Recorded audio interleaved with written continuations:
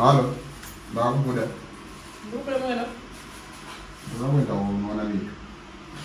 Sazungumza makulu na masoja msumchizo. Hayi. Ndikanda unoona nini? Nenya yangu kwamba sina ati vana kubvumburudzwa kunze kunenyedza kungofamba izvo. So undikufambira sina vazi ndiwo unotora mari. Muri kufambira mari iko. Mari yangu yangana. Vanatsa kuzoitora kunetei. Iwe.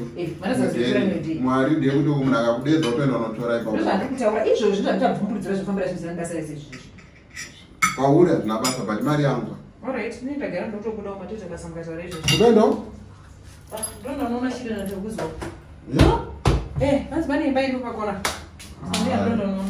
Unoda kusiyana pasina vanhu? Saka ini ndofana kugara mamo. Ayoka. Zvoko kana iwe wakufamba vanhu havachabvumburudzwa mani. Kana uri wakufamba vanhu havachabvumburudzwa. Pandokuenda padhizi zvenyu muri kuenda kuti. Kasodana navanhu vari kubvumburudzwa vanhu vari. Musoda kundinzwa ini.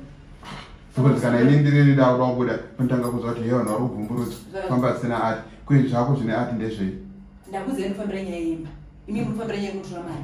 Mari inozotora rimwe zuva. Imba ipi? Hazvikutsvaga imba here imi. Muri kukanganwa? Ini ndakakuti imba taiwana. Handi mari yekuti ndinotoraona ndicho ndinobhadhara imba yatawana. Ani makataura muchitamba here vana vamuchitanga imba kaiwana maitaura zuva here. Ndakaiwana imba here. Makaiwana? Pakamba kangu. Handakakuti pane website inowanisa dzimba inonzi kamba kangu. Makatoniona kuti yakanaka imba iyo. Mapicha chose atoripo website pacho. Pane swimming pool. Iwe. Patori right.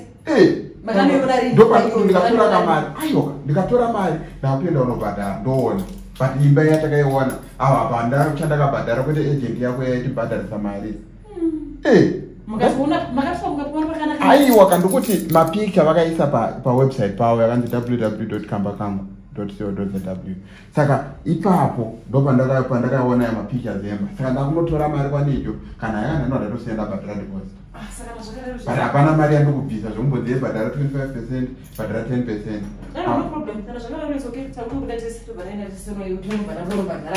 Uchienda kupi? Kuenda nemukani Josh. Panobhadhara imba izvo ndinotora mari panobhadhara imba. Usangoda kuzvikwanisa kwanisa kupi? Patipisi yakozvo. Patipisi yangu kupi? Wacha panobhadhara imba inonogara tisi. Aiwa. Ndirazo kune kwanoda kuenda nako. Aiwa zvipenda kunoda nako kuzozvora tadzoka. Aiwa. Handei tikuenda tese iko. Munotora mari kuna njeri. But handingambozodomire matrip angu anoenda omira. Vana vapinda kuna nicho. Vana ndiona mukati. Imi mutauri chokwadi chakuda kufambira ini. Une madzoka kuna nicho asi chabuda zve 2 minutes chete. Uchenjera kubvumburudzwa iwe wari. Ini ndichabvumburudzwa. Handakuti unobvumburudzwa. Kunyaya yepapi? Imbotarisa imba yandikutaura yakanzi Mount Pleasant pakamba kangu afirst. Usatoita hasha tsina vavo. Yaiwa ndibvireya. But imi mirai ndanatokanganwa. Chimwenda ini ndikamchinondisiya mwana ndandakudzwa. Handei. Unatakuza ndokabvunza sina naye jokwaramba kuti ndiende mapinda goronga chipo una naye joko.